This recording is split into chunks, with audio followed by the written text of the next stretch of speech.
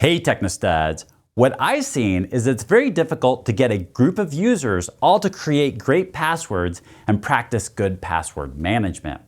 And even if they did, there's things that threat agents can do to leverage credentials to get into systems. But most of that goes away when you use something like multi-factor authentication. The improvement of going from a okay password to a great password is pretty small in comparison to when you incorporate something like multi-factor authentication, which is one of the reasons why cybersecurity insurances are requiring it. Insurance agencies are requiring it if you're going to get cybersecurity insurance, because it's that big of an improvement. So in this video, let's talk about multi-factor authentication.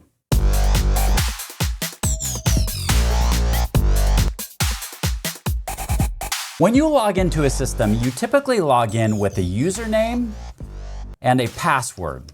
And so what happens is that this is called a single factor authentication. And the single factor is this password that you enter. So if we wanted a two-factor authentication, that means that there's another factor involved. So two-factor authentication is maybe at the same time, we have to do a thumbprint. So we would do a thumbprint as well as our second factor, so thumbprint. A multi-factor authentication is just anything besides a single-factor authentication. That means there's multiple. 2 is multiple, 3 is multiple, 4 is multiple, whatever the case may be. It's just requiring more than one forms of authentication. Factors can be broken down into 5 different categories.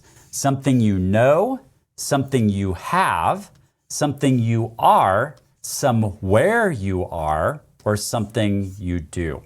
And some resources just list off these first 3. Something you know, something you have, and something you are. So let's take a look at these. Something you know would be something like a password, a PIN, a one-time password that you use once and then it goes away, a security word, or a security question. Something you have would be something like we're getting used to SMS messages, voice messages, email. We could also use certificates. We haven't gotten into certificates yet, but security keys, authenticator apps, tokens, both soft and hard tokens, and badges. So there are things that you have in your possession, whether it's on your computer or on your person, like a phone, that you can use to authenticate yourself. Then there's something you are. This is things like a fingerprint, a palm print, voice, retina, signature, DNA are all examples of that. Somewhere you are would be like an IP address or some sort of geolocation, which often geolocations is based off of IP address.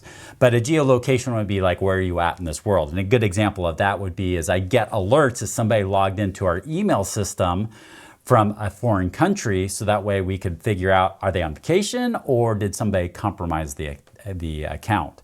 And then something you do would be like you do something at a certain time, or there's a sequence of actions that you perform. A good example of this is maybe you're not able to log into your system unless it's during business hours.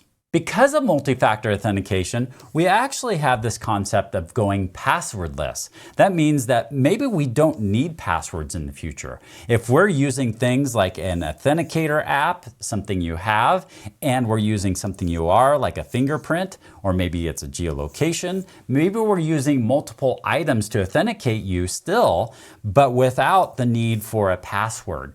And so in some ways, this can be very convenient and maybe even secure, more secure in some aspects.